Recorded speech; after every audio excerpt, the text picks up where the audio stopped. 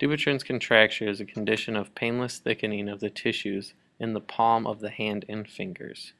The condition causes contractures or tightenings of the tissue in the hand, causing fingers to become bent down and function of the hand is impaired.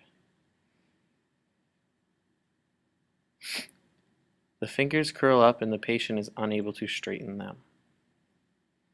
Usually affects males over 40 and older of European descent. It usually affects the ring and little finger. Mechanisms of injury. There is no specific mechanism of injury. However, it is said that overuse of the hand has been similar in diseases. Risk factors include alcoholism, epilepsy, diabetes, liver disease, and hereditary. Some common symptoms are unable to straighten the fingers, cord-like band in the palm. Deformity develops slowly and rarely affects the distal interphalangeal joint.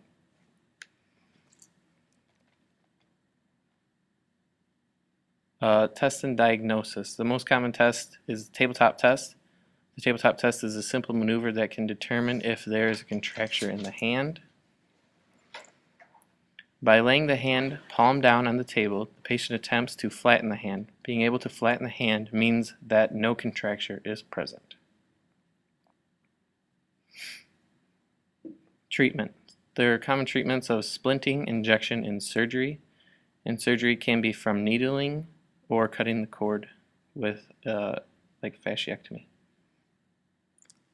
When to do surgery. Indication for surgery occurs when the MP joint is in 20 to 30 degrees of flexion contracture. Any degree of PIP contracture. Who will have a bad prognosis? Usually the disease is aggressive in young patients, bilateral or hereditary.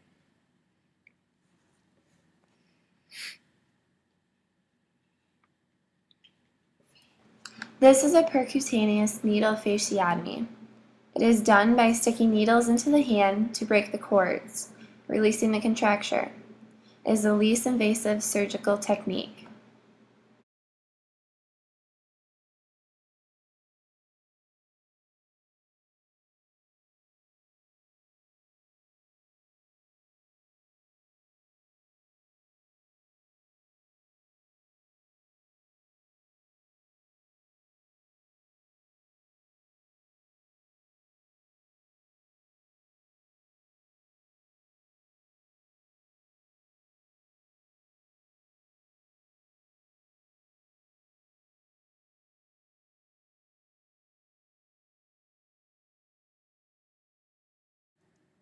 The common mechanism of injury for trigger finger is not always clear.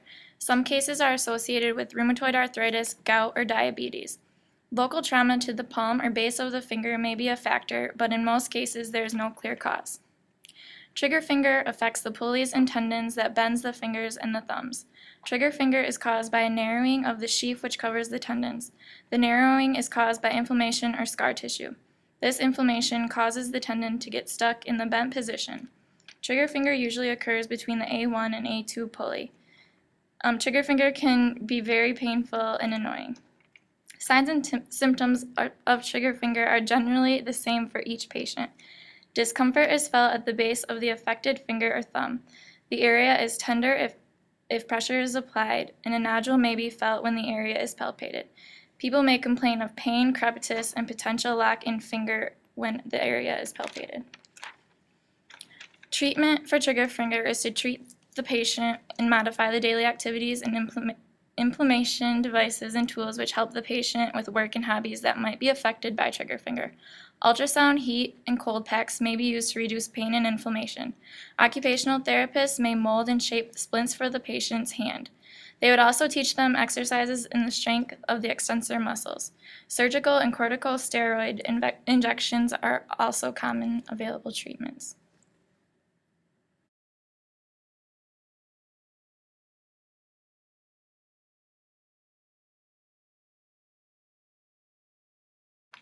With tennis elbow, the lateral epicondyle of the humerus is the origin of the symptomatic muscle tendon units. It is generally caused by overuse of the extensor tendons of the forearm, particularly the extensor carpi radialis brevis. This overuse or repetitive strain is usually the outcome of activities such as tennis or badminton. In tennis, individuals may be using poor backhand techniques or a racket with a grip that is too small.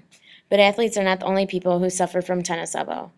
Activities such as typing, painting, hammering, and using a screwdriver can also lead to tennis elbow.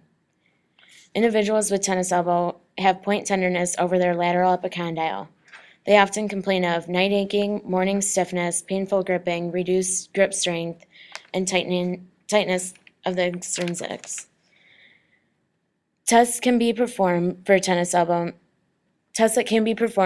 elbow are Cosen's test and Mills test. For Cosen's test, the examiner uses their thumb to stabilize client's elbow at the lateral epicondyle. With the client's forearm pronated, they make a fist and extend and radially deviate the wrist while the examiner is resisting the motion. With Mills test, the client's shoulder is in a neutral position. The examiner palpates the tenderest area at or near the lateral epicondyle. The client then pronates the forearm and fully flexes their wrist while moving the elbow from flexion to extension. With both of these tests, pain indicates a positive result for tennis elbow.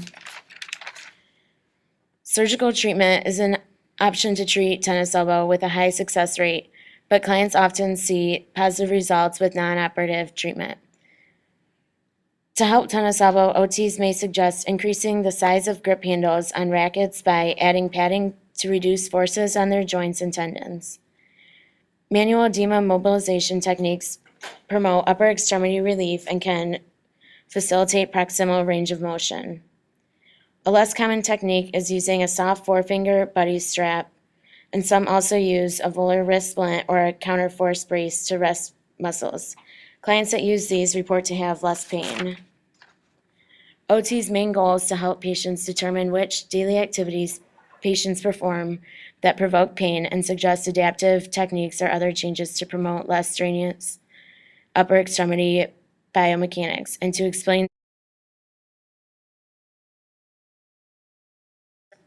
Decovein's tenosynovitis is named after Fritz Decovein, who was a Swiss physician who was the first to describe this condition after seeing people complaining of thumb and wrist pain. The pain is centered over the anatomical snuff box, which is comprised of the extensor pollicis brevis and abductor pollicis longus. These tendons are surrounded in a sheath, and for unknown reasons it becomes inflamed and painful to the touch. What looks like inflammation may actually be a thickening of the tendon or the extensor retinaculum. The extensor retinaculum is a band that runs across the dorsal side of the wrist and keeps the extensor muscles from moving.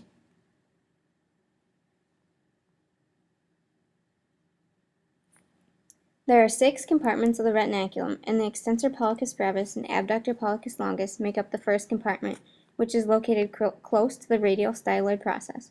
A person with Decovein's tenosynovitis will complain of pain near the dorsal radial styloid process, which may radiate down the thumb or up the forearm on the radial side. There may also be point tenderness over the anatomical snuff box, and when palpated it becomes very painful. If the tendons are thickened, a squeaky sound may be heard when the tendons move through the extensor retinaculum because they are rubbing against each other. Although the cause of this condition is unknown, it is thought to be caused by repeated overuse of the thumb and wrist, since it hurts for a person to abduct and extend their thumb, as well as ulnar deviate while their thumb is abducted. A person performing repeated tasks involving this thumb movement may develop Decovein's. Women are 4 times more likely to develop this than men, which may be because the women are more prone to have jobs with fine motor activities in them. Some activities that produce pain include lifting and grabbing onto pan handles, knitting, opening and closing jars, wringing out dishcloths, and using scissors. Many of these activities are done by women more often than men, especially leisure activities. Pregnant women may also be at risk. Pregnancy causes the body to swell, which may induce Decovein's to set in and may go away after the baby is born. Mothers with young children may also be at risk because they tend to hold their child with their thumb abducted for an extended amount of time. But there is no official diagnostic test that can be ran, but by taking a person's medical history and performing the Finkelstein's test, it is a good indicator if a person has Decovein's or not. To perform a Finkelstein's test, have the person flex their thumb and then wrap their thumb making a fist. After that, have them ulnar deviate. This test is painful even without having deco veins, but a person with deco veins may not even be able to flex their thumb and make a fist with it hurting. Significant pain is a positive sign of deco veins. To treat deco veins, conservative measures are done first. This includes heat, cold, rest, massage, over-the-counter antibiotics like ibuprofen, and splinting. A thumb spica splint or radial gutter splint may be worn to rest the area and not allow movements of the hand that are painful. If conservative measures fail after 4 to 6 months, surgery can become an option.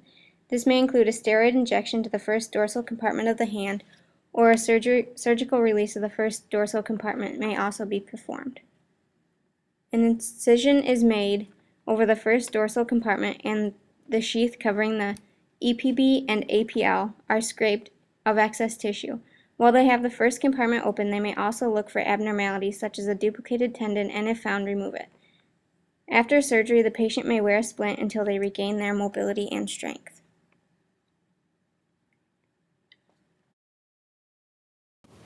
An OT may work with a patient on things like energy conservation and proper body mechanics. Some examples include proper ways to pick up a baby, not under the armpits, instead you lift gently on the ribs, exercises to strengthen the muscles and stretch, different ways to perform a task that does not involve powerful grips. For example, instead of gripping this, you would press down with the palm and turn. Using spring scissors instead of manual scissors, that way they spring open and you only have to close them. And having adaptive equipment such as flat door handles instead of the round knobs, as well as instead of a regular can opener that you have to grip and pinch, you have an electric one. And things like built-up pencil grippers so that they don't have to grip so hard, or like for knitting needles, you make little built-up things so that then they slide off.